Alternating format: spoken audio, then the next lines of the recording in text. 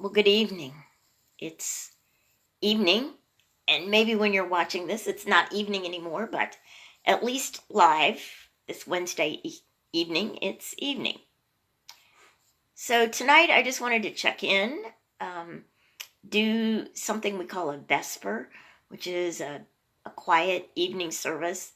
It's not elaborate or formal or really overly long. I don't know how the lighting's going to change in this room, but I have a candle lit, and as we move along, we'll just see how it all unfolds. We'll start this evening, as we do all of our services, in prayer. So let's just take a moment to become centered, to take a couple gentle breaths, and allow all the busyness of the day to just fall away. We let our attention move into this moment, being present to our breath, being present to our body, being present to that one presence and one power, God the good. We know that there is no distance in spirit. That right here, right now, we are one. In truth, in every moment, we are one. We simply get caught up in the illusion of separation and distance. We get caught up in the illusion that we are limited by these bodies, by earthly conditions. In this moment, we let go. We let go of the illusion and rest in the peace of spirit. And so it is. Amen.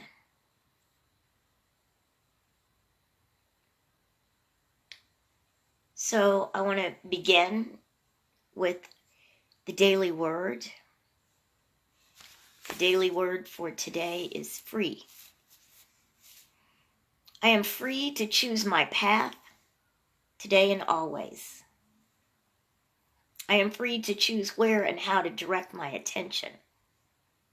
I may stay stuck in my past by clinging to memories or hanging on to resentments, or I may rush into the future by daydreaming or indulging in fantasies.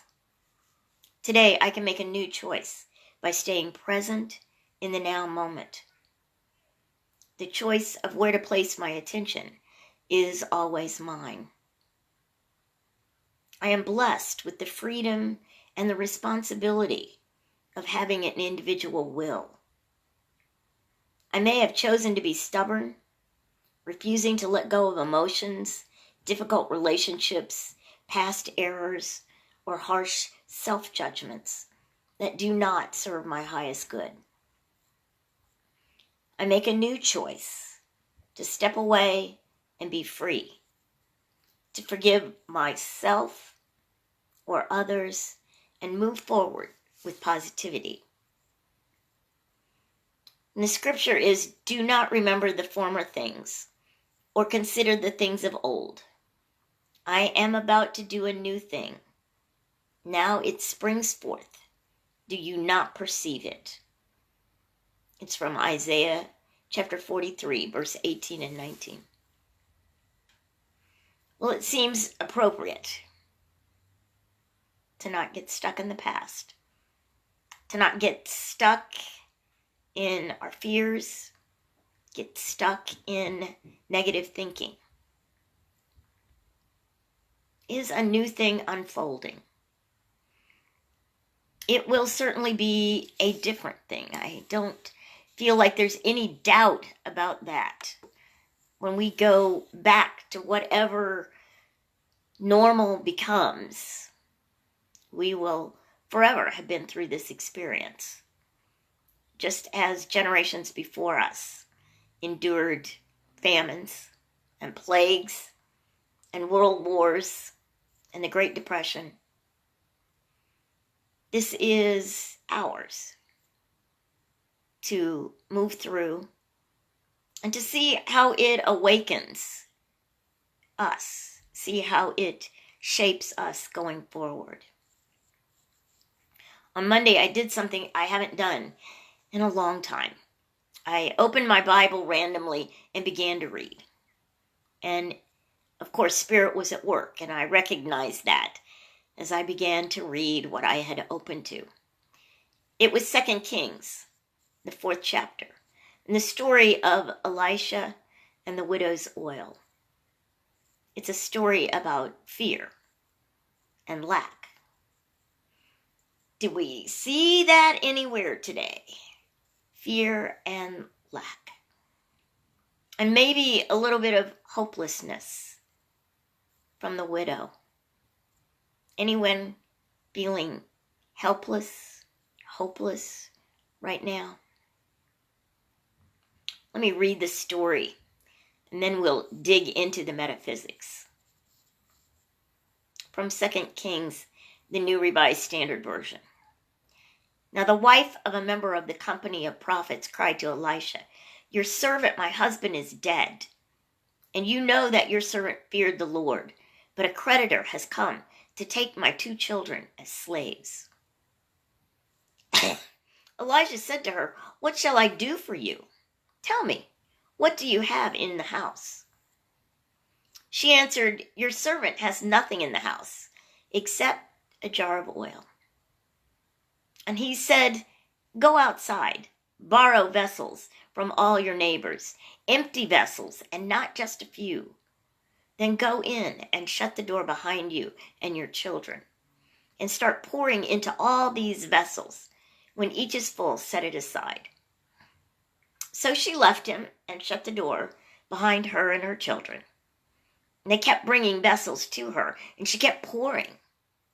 When the vessels were full, she said to her son, "Bring me another vessel." But he said to her, "There are no more."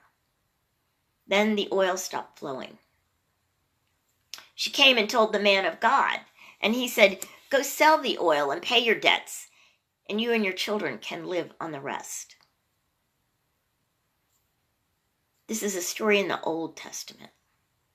Elisha was one of the prophets who did miracles of healing and abundance, and was metaphysically one of those representing the Christ in development. Now, when the widow says her husband feared the Lord, it's a term of honor and awe. However, the widow's feelings regarding the creditors coming to take away her sons as slaves represents fear like we know, fear that we experience about conditions outside ourselves that we might have no control over. In those days, a woman alone could not hold property, could not deal in trades.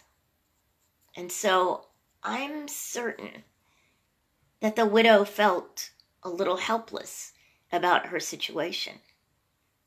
Still, she turned to Elisha. Metaphysically, this represents turning to our inner wisdom and guidance when we become fearful about outer conditions. And what was the prophet's response? He asked what she had. In moments of panic and helplessness, we forget the resources that we have available. We may discount our abilities or fear that what we have is not enough. Does that sound familiar to anybody? The widow's response is, "We have nothing except a jar of oil." Are we asking ourselves right now, what do we have around healthcare resources, market stability, financial resilience, childcare, and food for everyone? When I turn on the news, I hear way too many voices saying we have nothing. But Elijah focuses on the accept. And really, he says, use what you have. This guidance is both a reminder of our power to choose and act, and a reminder that we always have something. We need to be aware in this moment of all that we have. We have the power to choose to act and make good use of what we have. Let me say that again. We have the power to choose. It's ours to claim and use. And we always have something.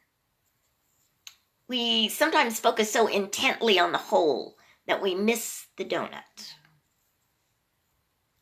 Let's shift our attention to what we have. And what about the empty vessels? What could they represent? Think about the Daniel Nahmod song about empty hands. When we're so full of our beliefs about limitation, our belief about what is not possible, and our concerns about just exactly how this is going to play out, what our expectations are. When we're so full of ourselves, we have no space for the abundance of spirit flowing through us. We have to empty out our limited thinking and make room for the flow of good. We have to bring all the emptiness, all the vessels, all the parts of ourselves, our mind, our thoughts, and sift out and dump out all of our limited thinking. Is it magic, the flow of abundance? No. Can we mess it up? Well, probably. We've messed up some things before. But the widow's story stands for possibility. The widow had to claim her power and act. They had to gather empty pots. She still had to sell the oil and pay her debts. And then she had to be a good steward for the money to last for her children. Even miracles require us to act. And a miracle is just principle unfolding in a way that we don't understand. So miracles happen all the time, whether we pay attention or not. So now is a good time to gather some empty pots. Let go of limited beliefs about how conditions in the world's health and economy are going to unfold. Focus on what you have, what we as a global community have, and how we can be guided to its most effective use. Fix your gaze on the possibilities. The Fillmore's ministry survived the Great Depression. In his book, Prosperity, Charles Fillmore wrote, "The spiritual substance from which comes all visible wealth, I would add, and health, is never depleted. It is right with you all the time and responds to your faith in it and your demands on it. It is not affected by our talk of hard times, although we are affected because our thoughts and words govern our demonstration. Pour your living words of faith into the omnipresent, and you will be prospered, even though all the banks in the world close their doors." This evening, let us pour our living words of faith into the omnipresent substance and call forth all that we desire. May all beings be well. May all beings be safe and comforted. May all beings be at peace. Let's take those words, those living words of faith, into a quiet time of meditation as we just allow ourselves to become comfortable, relaxed, allow Spirit to do its work in us and through us, as we know the good that is available all the time,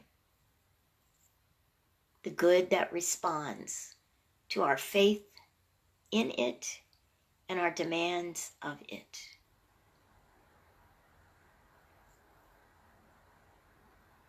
May all beings be well.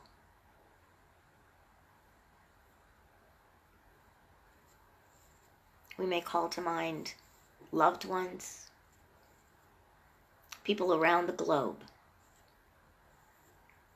May all beings be well. May all beings be safe and comforted.